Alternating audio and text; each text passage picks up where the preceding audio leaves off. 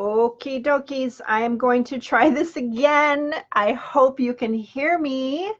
I was just testing this out on a different page, and you may or may not be able to hear me right now. As a matter of fact, I'm going to. I was just testing Oh, I this think you out can on hear a me. different page, Yay! and you may or may not. I'm excited. Okay, so yesterday I posted my very first video in Meditate to Create, and I reposted that. So I hope that you received that if you're interested in that. And that video, I talked about focusing on your breathing as an anchor when you're meditating. And in that video, I go into details about what that means, what to do if you start fidgeting, what to do if you start feeling uncomfortable, how to get centered and refocused. And then I walk you through meditating. And so I hope that I've made it as simple as possible, especially for beginning people that are just learning how to bring meditation into their life. It's in my opinion, it's vitally important that this gets incorporated, especially if you're someone that feels like you're like stuck in a rut, can't create, you're a business owner and you're stuck, or you're unhappy or unfulfilled in what you're doing in your business, and all of these things that pile up and you don't know what to do about them. Meditate to Create will help you get out of that rut, guaranteed. If you follow what I'm saying from the beginning and believe in that process, you will find greater clarity on what to do next. So for 5 days, I'm going to totally focus on a meditation technique and a journaling exercise, which is what I'm going to talk to you about today, and how to elevate that meditation process so that you can get into a frame of mind to really create something wonderful for your next steps in your business. So I'm going to pull up my notes that I had here and what I wanted to talk to you about today so I can really make sure I get everything out that I really wanted to share.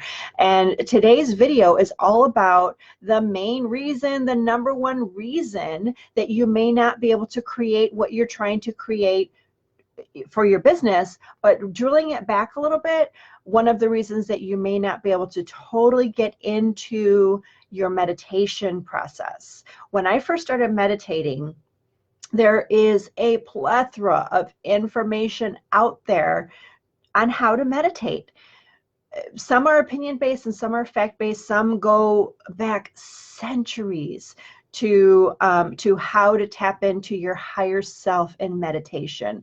But truly, the glory and the beauty about meditation doesn't truly happen until you learn this fundamental thing that I'm going to teach you in this video right now that is crucial to being able to have a successful meditation experience.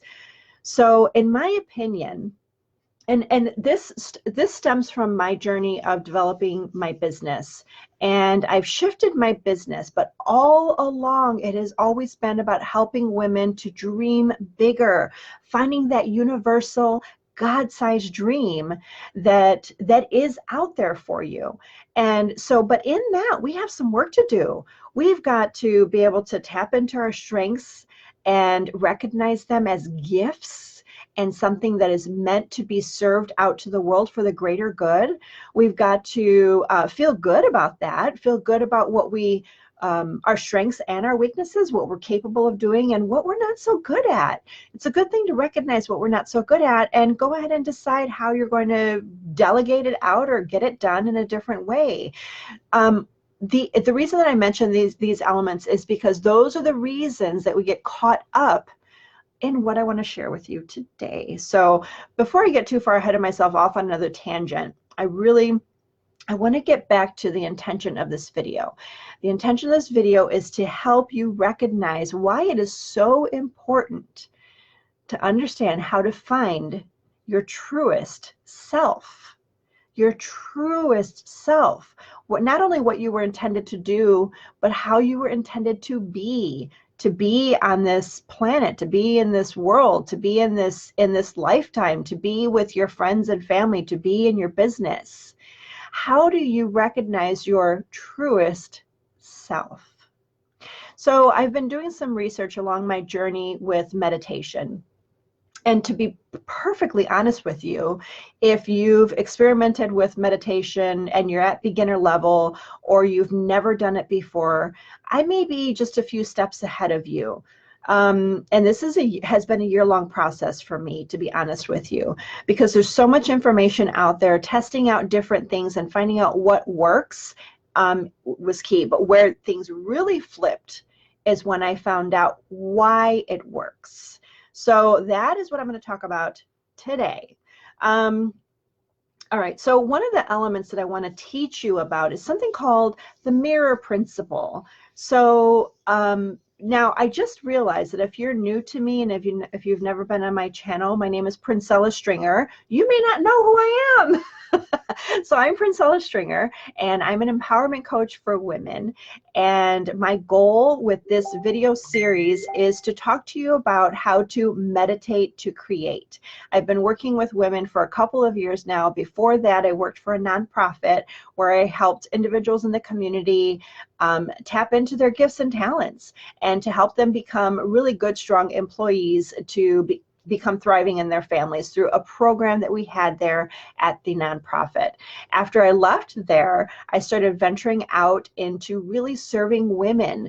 I was a young mom and a single mom, and I had great support around me. But the thing that was really important is when I learned how to recognize what was true for me and what I wanted versus just feeding off of other people's opinion. So here I go again, getting off on a tangent, because I want to circle back around to the mirror principle. The mirror principle is another level up to recognizing your truest self, to seeing your truest self. And look, I am not talking about looking in the mirror, checking out your hair, checking out your outfit and the reflection if you do live videos or if you're on social media at all. I'm not talking about the perceived view. When you look in the mirror, there's yourself. You know that you're standing here holding this mirror in front of the mirror, and then there is the image that is on the mirror. When you dive into what the mirror principle is all about, which I learned about it in a book called TRANSURFING. I hope this isn't backwards on the screen, but TRANSURFING is a book that talks about different elements of meditation. And so I learned from that book, but also from a YouTuber named Quasi. Quasi has really informative videos on meditation in general, and elevating yourself to a higher self. And I don't, if you're curious about Quasi, go ahead and look him up on YouTube. I think it's Quazi. You'll find him on YouTube talking about meditation. Very informative. Another person I came across was Brian Scott. I just learned about him a couple of days ago, where he really gives a beautiful description about what the mirror principle is. So going back to explaining what that means, and I have no water. Oh, my throat is so dry. Going back to what that is. So if you're looking in a mirror, and what I want you to think about is really just use your imagination here. You're looking in the mirror, and we look at it as one dimension, even though you see your reflection. But to you right now, it's just a reflection. It's simply a reflection. But if you think about I'll use myself as an example, my perception, my view about who I am based off of my experiences and my feelings and what I care about and all of these things, I have my perception of who I am and how I show up in the world, okay? Who I am and how I show up in the world. And then there's the other perception of, say, someone who knows me or doesn't know me, actually, but somehow, some way, other individuals will create their own interpretation of me, their own view of me, maybe how I'm dressed or something I said or a bad attitude they thought I was having in the moment, but they just caught me at a bad time. Or maybe I smiled and they thought I was in a great attitude, and really I had a really bad, cranky day. I mean, who knows? Whatever their perception is, that is the second dimension. in that. Now, the third dimension is what the universe says about us, what the universe's intention is for us. Okay? So tapping into what God says about his intention or her intention for our lives and what we are meant to do here, today, now, tomorrow, in the future. What is God's intention? What is the universe's intention for us? That is the third dimension in that element. So what's more important? My perception and view of myself, or another person's perception or view of myself?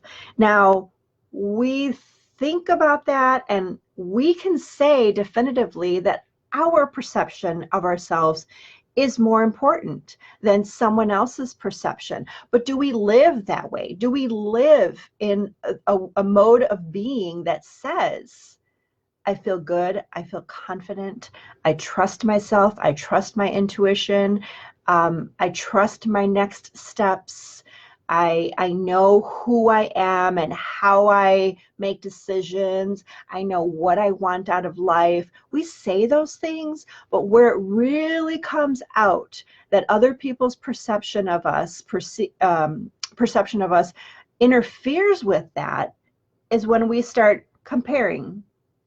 We start judging ourselves. We start looking at other people's work, other people's opinion of us. And we may reject it at first, but then we question ourselves later. This is human nature. If this is something that you do, this is totally natural and normal. But what I want to share with you and what I want to offer to you is that there is another way of living and of being, and that is with everything in you, trying your hardest to understand the third dimension, which is understanding what God has intended for you in your life. Now, meditation is not a religious practice. It is a form of connecting with the universe. I believe, as many do, that God is the universe. God and the universe are one and the same. It has nothing to do with religion. It has to do with spirituality and how I connect with my higher power. And so I want to offer that to you as another way of looking at life today and how we discern and how we make decisions that will affect our present moment and will affect our future.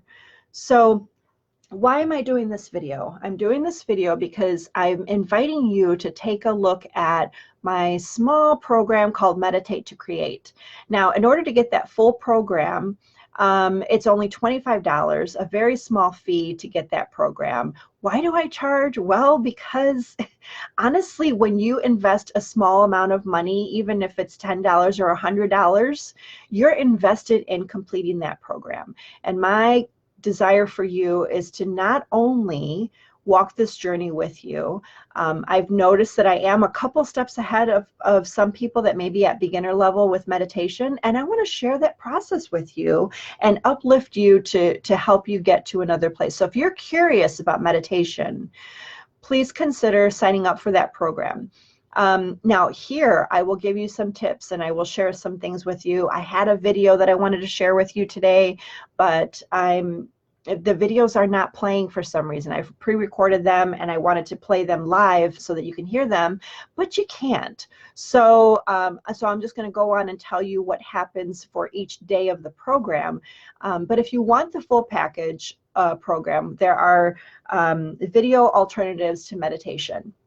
So yesterday's video that I put out publicly is a meditation, or excuse me, a focus on anchoring yourself through your breath when you're trying to meditate, learning how to focus on your breath versus allowing thoughts to distract you.